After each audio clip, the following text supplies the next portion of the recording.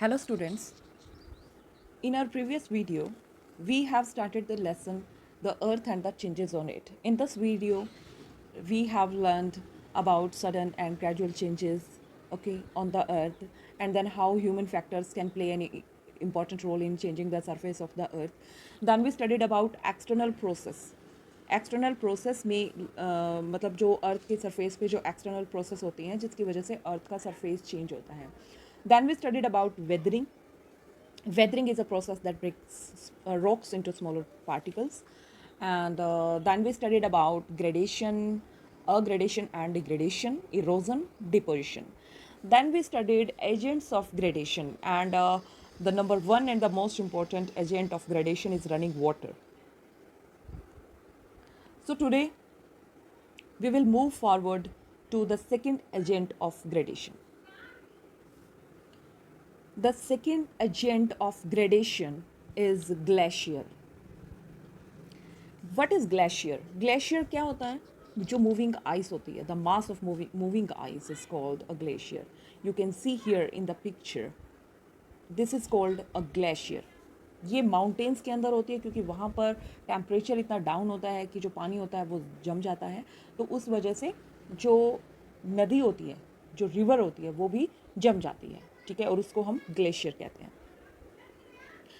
It is believed that a million years ago the climatic condition of the earth's surface was much cooler than what it is now, and the earth's surface was covered by ice, but later the temperature began to rise gradually. This rise in temperature resulted in melting of the ice. The mass of moving ice is called a glacier. In India, the glaciers are found on high altitudes of the Himalayas where temperature is below freezing point. तो वहाँ पर हमें glacier मिलती हैं. माना जाता है कि पहले जो बहुत मिलियन ईयर्स अगो पहले जो क्लाइमेटिक कंडीशन थी अर्थ की वो बहुत ज़्यादा कूलर थी, जो आज है उससे बहुत ज़्यादा ठंडी थी, और पूरा का पूरा जो अर्थ का सरफेस है वो आइस से जो है वो कवर था. लेकिन बाद में टेम्परेचर धीरे धीरे शुरू हुआ बढ़ना, और इस टेम्परेचर बढ़ने की वजह से रिज़ल्ट क्या हुआ कि जो आइस है वो मेल्ट होना स्टार्ट हो गई.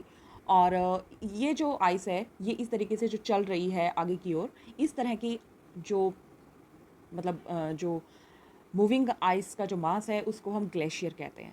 ठीक है, और इंडिया के अंदर जो ग्लेशियर हैं वो हिमालयाज़ में पाई जाती हैं जहाँ पर जो टेम्परेचर है is below freezing point. Okay, like running water, moving ice also erodes loose particles or parts of rocks. It takes them along and deposits them behind when it melts. Okay, क्योंकि जैसे पानी होता है, पानी अपने साथ बहा के लेके जाता है चीज़ों को, क्योंकि उसका जो फ्लो होता है, उसका जो उसके अंदर जो फोर्स होती है वो बहुत ज़्यादा होती है. तो उसी तरह जो ग्लेशियर्स हैं, जो मूविंग आइस हैं, उसके अंदर भी बहुत ज़्यादा फोर्स होती है, और वो भी अपने साथ लूज़ पार्टिकल्स, जो रॉक्स के लूज़ पार्टिकल्स होते हैं, उनको अपने साथ बहा के लेके जाती है जब भी वो पिघलती है. ठीक है, तो huge masses of ice which cover large area of a continent are called continental glaciers like Antarctica and Greenland. Other glaciers which occupy small areas over the mountains are called mountain glaciers like Siachen Glacier and Gangotri Glacier of the Himalayas in India. तो यहाँ पर आपके दो चीज़ें आई हैं. First one is continental glacier, continental glacier, and second is mountain glacier. इनमें क्या difference है? कॉन्टिनेंटल ग्लेशियर्स कौन सी होती हैं? जब पूरा का पूरा कॉन्टिनेंट ही जमा हुआ होता है, जैसे कि अंटार्कटिका वैसे तो एक कॉन्टिनेंट है, लेकिन वो पूरा का पूरा ही बर्फ़ से जमा हुआ है, क्योंकि वो साउथ पोल में पड़ता है, और साउथ पोल और नॉर्थ पोल दोनों ही ऐसी जगह है जहाँ पर जो रेज़ ऑफ द सन है वो डायरेक्टली नहीं पड़ती हैं, बहुत मुश्किल से जाती हैं. ठीक है, क्योंकि वहाँ पर जैसे पूरा का पूरा कॉन्टिनेंट ही जब जमा हुआ होता है तो उसको हम कॉन्टिनेंटल ग्लेशियर कहते हैं. और जो चीज़ें सिर्फ माउंटेन, जैसे हिमालयाज़ के अंदर जो सियाचिन ग्लेशियर है उसको हम माउंटेन ग्लेशियर बोलते हैं. यहाँ भी आप देख सकते हैं कि किस तरह की ग्लेशियर्स हैं, बहुत अलग अलग टाइप की ग्लेशियर्स हैं, लेकिन ग्लेशियर्स का मतलब एक ही है कि the mass of moving ice, the river of ice. Okay, ये जो आप देख रहे हैं इस तरह की ग्लेशियर को हम माउंटेन ग्लेशियर कहते हैं. जो कि सिर्फ माउंटेन में ही मिलती हैं, इन्हें हम माउंटेन ग्लेशियर्स कहते हैं। ओके, और यहाँ जो आप देख रहे हैं, यहाँ पर आपको दूर दूर तक कहीं कोई माउंटेन नज़र नहीं आ रहा, लेकिन इस तरह के ग्लेशियर को हम कॉन्टिनेंटल ग्लेशियर कहते हैं। यहाँ पर आप देख सकते हैं कि कहीं कहीं पर पानी दिखाई दे रहा है बीच बीच में आपको, और ये सारी जो आइस है ये पानी के ऊपर ही जमी हुई है। ठीक है, ये हर जगह जमी हुई है, तो यहाँ पर हम इसे कॉन्टिनेंटल ग्लेशियर बोलते हैं। यहाँ देख सकते हैं आप ग्रीनलैंड और अंटार्कटिका, ये दोनों ही जो चीज़ें हैं ये ग्लेशियर जैसे अर्थ हमें दिखाई देती है स्पेस के अंदर, तो वहाँ पर जहाँ जहाँ वाइट कलर दिखाई दे रहा है अर्थ का, क्योंकि स्पेस में अगर देखें तो अर्थ के कई कलर नज़र आते हैं, और जो ज़्यादा नज़र आते हैं वो होते हैं एक तो ब्लू, जो पानी वाला एरिया है ज़्यादातर ब्लू ही नज़र आता है क्योंकि ओशियंस बहुत ज़्यादा हैं, और उसके बाद ग्रीन कलर नज़र आता है और वाइट कलर नज़र आता है। मेन ये 3 कलर जो ज़्यादा नज़र आते हैं स्पेस में, और उसमें जो ब्लू कलर है वो पानी के लिए, और जो ग्रीन कलर है वो प्लेन्स के लिए, और जो वाइट कलर है वो आइस के लिए होता है। You can see here the view of the earth from the space, and in this picture you can see here this this this, और ये जो ग्रीन कलर आपको जहाँ जहाँ दिखाई दे रहा है वो ग्रीन कलर जो है वो कॉन्टिनेंट्स हैं जहाँ पर लोग रहते हैं, जहाँ पर हरियाली है, या जो भी आप कह सकते हैं। ज़रूरी नहीं है कि वहाँ लोग रहते भी हों, लेकिन हो सकता है कि वहाँ पर वेजिटेशन अच्छी है, जंगल हैं। तो ये सारी जो जो वाइट कलर आपको दिखाई दे रहा है ये सब ग्लेशियर्स की वजह से दिखाई दे रहा है। Then there is a concept of snow line. Snow line, what is snow line? Snow line is a line on the high mountains above which the snow never melts. ये जो लाइन आपको दिखाई दे रही है स्नो लाइन, अब इसके जो नीचे वाला एरिया है वो क्या है, वो तो फिर भी कभी ना कभी वहाँ पे बर्फ़ पिघल सकती है, लेकिन ये जो ऊपर वाला एरिया है यहाँ पर कभी भी जो आइस है, जो स्नो है, वो मेल्ट नहीं होती है। तो ये जो एरिया है ये स्नो लाइन का एरिया होता है। स्नो लाइन एक वो लाइन होती है on the high mountains above that line snow never melts. Okay, then the next agent of gradation is winds, strong winds, मतलब इतनी ज़्यादा पावर होती है कि वो यहाँ पर इस पिक्चर में आप देख रहे हैं कि किस तरीके से जो मिट्टी है वो उड़ रही है। इट मीन्स कि जो स्ट्रॉन्ग विंड्स होती हैं उनके अंदर इतनी पावर होती है, इतनी फोर्स होती है कि वो मिट्टी को उड़ा के लेके जा सकती हैं। ठीक है, तो in the regions where there is little rainfall and vegetation, the land is exposed to strong winds. The loose rock particles are easily blown away by the strong winds. Thus, the wind is also an agent of gradation. Okay, and the action of the wind is most common in the desert regions.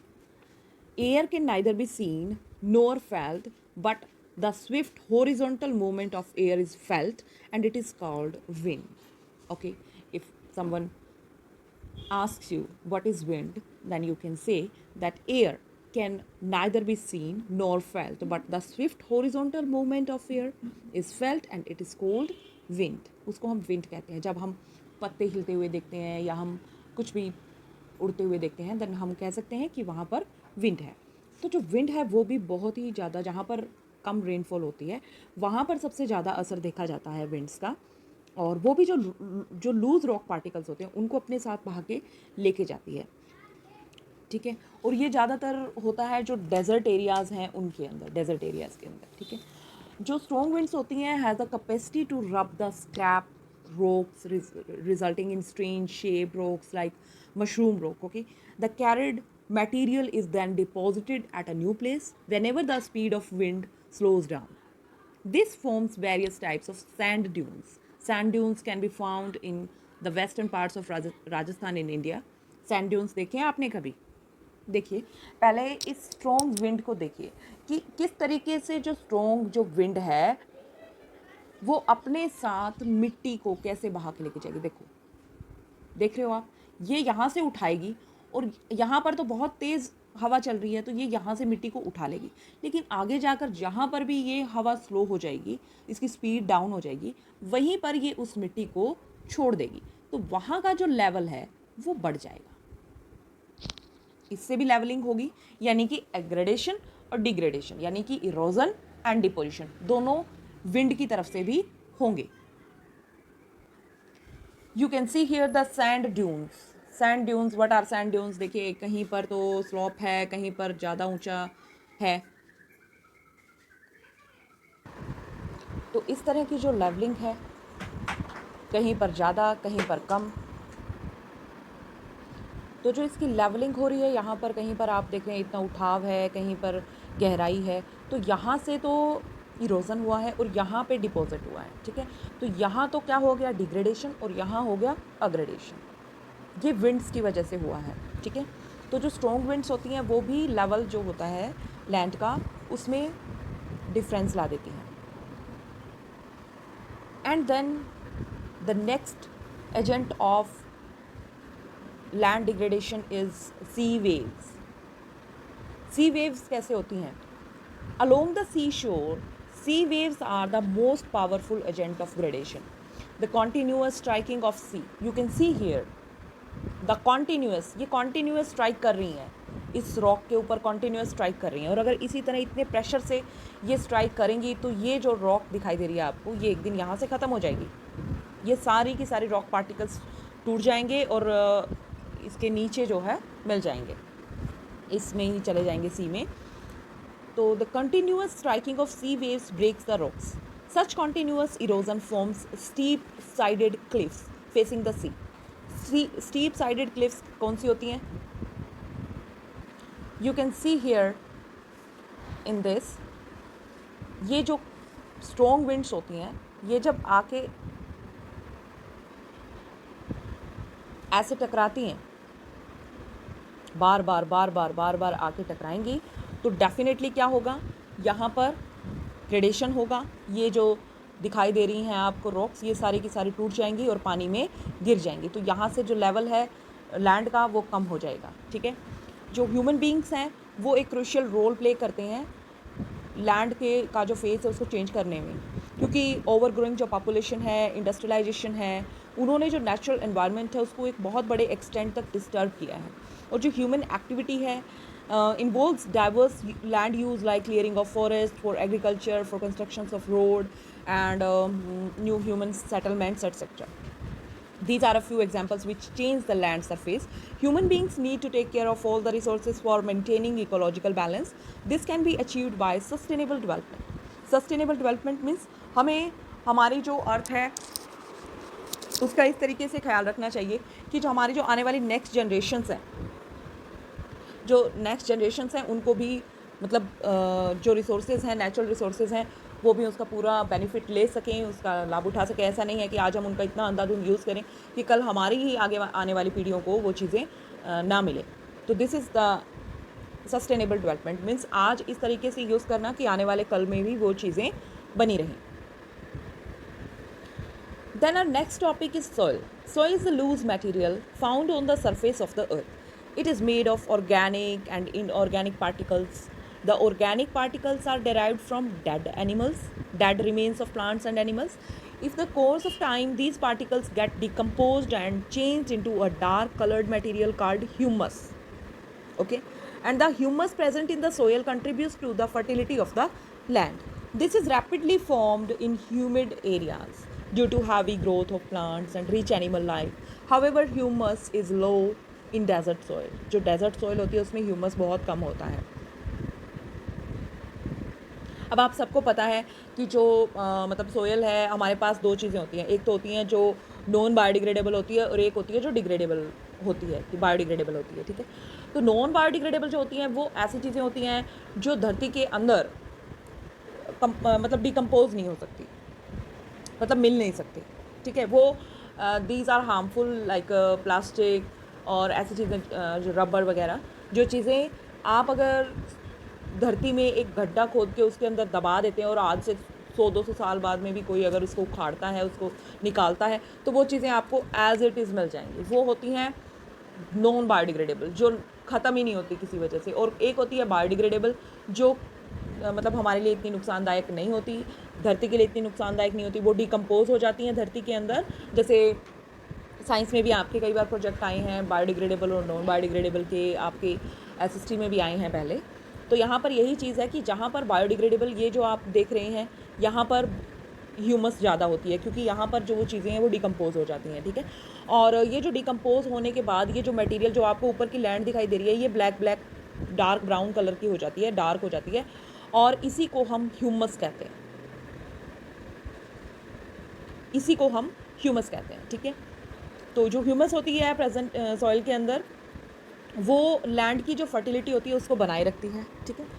और जो inorganic particles होते हैं वो rocks से लिए जाते हैं, उसमें क्या क्या इंक्लूड होता है, जैसे disintegrated particles of different sizes, the large size particles are called gravel.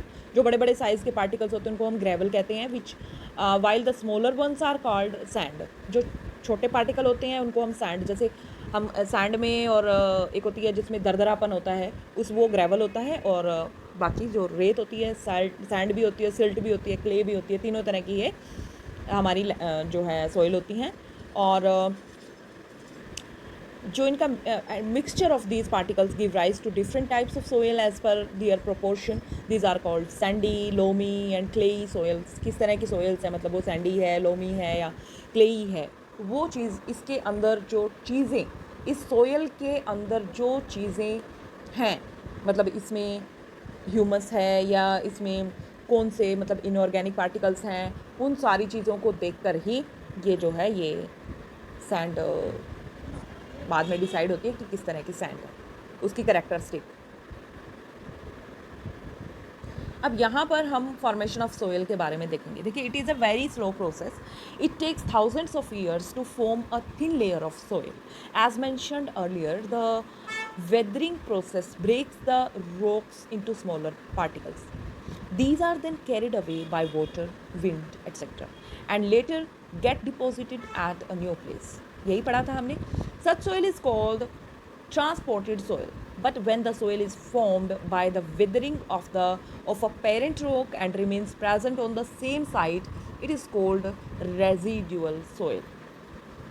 The soil forming process continues over a long span of time and it starts developing in layers one over the other. These layers are called horizons. From bottom to top, the lowest horizon is called bedrock. This जो सबसे नीचे है वो bedrock है. Then comes the horizon of weathered rock.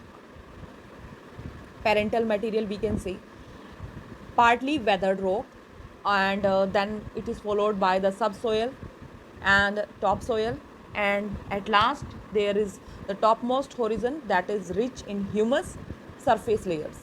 जो आपको यहाँ पर दिखाई दे रहा है कि ये थोड़ा सा डार्क भी कलर हो गया है इसका, तो मैंने आपको अभी बताया था कि जो भी उसमें ह्यूमस जो आ जाती है, जो ऊपर वाले जो ऑर्गेनिक मटेरियल इसके अंदर मिल जाते हैं, उसकी वजह से इसका कलर डार्क हो जाता है और ये जो हमारी टॉप मोस्ट लेयर है वो बन जाती है। तो सबसे पहले वो सबसे ऊपर टॉप मोस्ट लेयर है वो सरफेस लेयर है जो कि रिच होती है ह्यूमस के अंदर। फिर उसके बाद टॉप सोयल आती है, मिनरल्स पार्टिकल्स मिक्स्ड होते हैं इसके अंदर। फिर सब सोयल आती है, फिर पेरेंट मटेरियल आता है, एंड देन बेडरॉक आती है सबसे लास्ट में।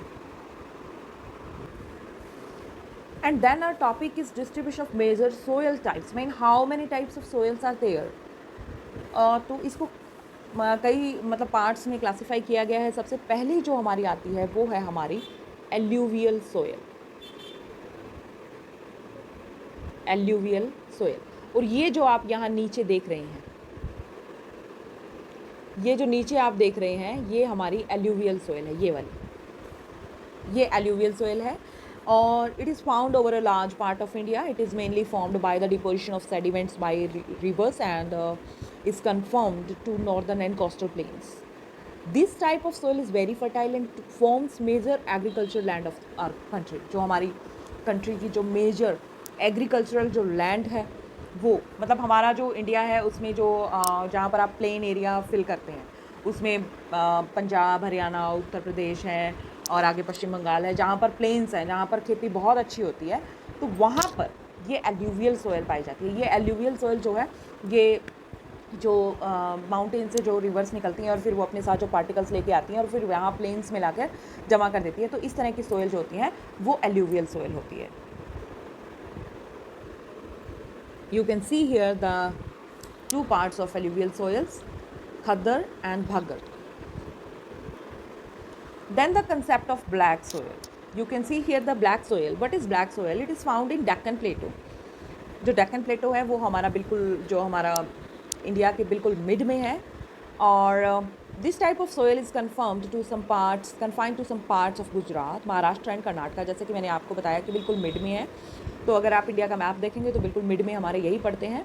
और ये जो सोयल है इसमें बहुत ज़्यादा मॉइस्चर होता है और ये स्टिकी होती है, स्टिकी चिपचिपी होती है। जैसे आप क्ले होती है ना, क्ले, तो वो चिपचिपी होती है। इसे चिकनी मिट्टी भी कहते हैं। चिकनी मिट्टी स्टिकी होती है ये जब गीली हो जाती है। और ये ज़्यादातर इसके अंदर कॉटन के प्लांट्स बहुत अच्छे होते हैं और इसीलिए इसको कॉटन सोयल भी बोला जाता है। जो ब्लैक सोयल है इसे हम कॉटन सोयल भी बोलते हैं, ठीक है, क्योंकि इसके अंदर मॉइस्चर होता है और ये चिकनी होती है। जब गीली हो जाती है तो चिकनी हो जाती है, क्ले की तरह हो जाती है बिल्कुल। और इसमें कॉटन की जो क्रॉप है वो बहुत अच्छे से होती है। And then comes the concept of red soil. As its name suggests, red soil. So इसलिए ये रेड कलर की होती है। लेकिन ये रेड कलर की क्यों होती है? ऐसा क्या होता है इसके अंदर जो ये रेड कलर की होती है? ये होता है कि इसके अंदर जो आयरन के पार्टिकल्स होते हैं वो बहुत ज़्यादा होते हैं, तो that is why it is called red soil. और ये जो हमारा पेनिनसुलर जो इंडिया है और जो नॉर्दर्न ईस्टर्न जो पार्ट्स हैं इंडिया के, वहाँ पर होती है ये। और इसमें भी अच्छा अनाज होता है, लेकिन इसमें बहुत मतलब ये फाइन होती है, बिल्कुल पतली, बिल्कुल बारीक होती है ये रेड सोयल, बिल्कुल बारीक। And then comes the concept of laterite soil. Laterite soil, laterite जो सोयल होती है ये हिल्स की जो स्लोप्स होती हैं पेनिनसुलर प्लेटो में, वहाँ पर पाई जाती हैं। और आप देख सकते हैं, ये शक्ल आप देख सकते हैं, बिल्कुल ऐसा लग रहा है जैसे इसमें पत्थर पड़े हुए हैं। तो ये माउंटेन मेन जो हिली स्लोप्स होते हैं वहाँ पर पाई जाती हैं। और जो लेटराइट सोयल होती है वो बहुत ज़्यादा जो हैवी रेनफॉल होती है जहाँ पर, वहाँ पर पाई जाती है, ठीक है। और it is formed by the leaching process. और इन ये जो मैंने अभी करवाएं, अभी ये जो हमारे मेन टाइप हैं सोयल के वो थे। और इनके अलावा भी पाई जाती है जैसे डेजर्ट सोयल, जो आप यहाँ देख सकते हैं, डेजर्ट जिसे हम बालू रेत कहते हैं ना, बालू, वो वाली जो डेजर्ट के अंदर पाई जाती हैं। और ये जो है बहुत ही स्केंटी रेनफॉल जो होती है वहाँ पर पाई जाती हैं। And then the last one is mountain soil. इस तरह की जो सोयल है माउंटेन में जो पाई जाती है, मतलब इसमें थोड़ा सा ज़्यादा मिक्सचर होता है जो हार्ड पार्टिकल्स होते हैं उनका। तो ये क्योंकि वहाँ जो रोकी होता है सरफेस वहाँ का, तो इसलिए वहाँ पर इस तरह की माउंटेन सोयल पाई जाती है। यहाँ पर भी माउंटेन सोयल का एक पार्ट आप देख सकते हैं। इस तरह की जो ये सोयल है ये माउंटेन सोयल। अब यहाँ आप ये जो देख रहे हैं, this is called erosion, soil erosion. Soil का नीचे गिर जाना, लेवल नीचे गिर जाना सरफेस का। तो removal of the top layer of the soil is called soil erosion. We must understand that soil erosion is a serious problem that is affecting land all over the world. It's certain areas the soil erosion has become menace, which causes decline in the crop yield. This is happening due to wrong human practices, like cutting of trees, overgrazing by animals, besides many other reasons. Soil erosion needs to be checked through appropriate measure of soil conservation, such as plantation of trees, selective agriculture particles like crop rotation and multiple cropping method, developing and management of pasture lands. We need mass awareness and adoption of these particles at local level. तो हमें बहुत ज़रूरी है, सबसे ज़्यादा ज़रूरी है soil को रोकना। और अगर हमें सोयल को वहाँ से जो वो इरोजन हो रहा है उसे अगर रोकना है, then we will definitely plant trees. वही रोक सकते हैं क्योंकि वो अपनी जड़ों से उसकी जो मजबूती होती है मिट्टी की वो बनी रहती है। और आप यहाँ देख सकते हैं जो टॉप सोयल है is rich in nutrients that plants need to grow. जो टॉप सोयल होती है वो सबसे ज़्यादा ज़रूरी होती है प्लांट को ग्रो करने के लिए। Run off removes the top soil from the farm land making it difficult to grow healthy plants. अगर हमारी जो ऊपर वाली सोयल है वो इसी तरह रिमूव होती रही फार्म लैंड से, तो कल हमें कोई भी पौधा हम मतलब उगा नहीं पाएंगे। The effects of soil erosion, removing vegetation, grass trees etcetera from the land will increase soil erosion. ये चीज़ें अगर हम जितनी ज़्यादा वेजिटेशन, अभी मैंने जैसे आपको बताया कि जो जैसे कि कटिंग ऑफ ट्रीज़ है या ओवर ग्रेजिंग ऑफ एनिमल्स है, ये सारी चीज़ें से क्या है कि घास जो होती है हमारी, जो ग्रास लैंड्स होती हैं, जो ट्रीज़ होते हैं, वो सारे कट रही हैं और इसकी वजह से जो लैंड है वो लूज़ होती जा रही है और वो पानी के साथ और हवा के साथ बह जाती है। ठीक है। और the roots helps observe water and trap sediment from flowing away. और जो रूट्स हैं वो हेल्प करती हैं कि वो सेडिमेंट्स को ना बहाएं, क्योंकि वो उसको पकड़ के रखती हैं, जैसा कि मैंने अभी आपको बताया। और रूट्स को, सोयल इरोजन को रोकने का सबसे अच्छा एक ही तरीका है और वो है रिफॉरेस्टेशन। जब फार्म लैंड को दोबारा से प्लांटेड किया जाता है ट्रीज़ के साथ, ठीक है, और उसको वापस उसी कंडीशन में लाया जाएगा, तो वो होगा रिफॉरेस्टेशन। अभी तक आपने अफॉरेस्टेशन और डिफॉरेस्टेशन सुना था, but it's a new concept, reforestation, यानी दोबारा से फिर वैसी ही धरती बनाना जैसे आज से काफ़ी टाइम पहले थी। तो ये बेटा हम सब की ड्यूटी है। And now this lesson has been completed and you will have to find out the question answer and exercise of this lesson. Till then, bye bye.